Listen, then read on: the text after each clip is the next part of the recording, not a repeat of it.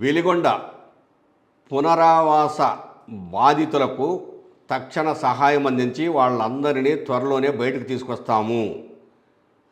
వాళ్ళ కోసము 7 పునరావాస కాలనీలు నిర్మిస్తున్నాము. అందులో 5 పునరావాస కాలనీలు దాదాపు పూర్తయిపోయినాయి. ఈ కుటుంబాలన్నింటినీ కూడాను మేము బయటికి తీసుకురావడం ద్వారా నల్లమల సాగర్కు నీటిని నింపి రాబోయే నెక్స్ట్ ఖరీఫ్ సీజన్కు సాగునీరు అందిస్తాము. 1,19,000 ఎకరాలకు మొదటి విడతగా సాగునీరు అందించేందుకు నిర్ణయించామని చెప్పేసి ఇరిగేషన్ శాఖ మంత్రి నిమ్మల రామానాయుడు ప్రకటించాడు. అయితే ప్రజలందరూ ఇక్కడ కోరుకునేది ఏంటంటే, ఈ బాధితులు వేల మంది ఉన్నారు, వాళ్ళందరినీ ఇప్పటికిప్పుడు తరలించడం సాధ్యం కాదు. ప్రభుత్వం చెప్తున్నట్టుగా 5 కాలనీలలో కూడా అరకొర వస్తువులు ఉన్నాయి. ఇక 2 కాలనీలు అసలు 50% వరకు కూడా నడవలేదు.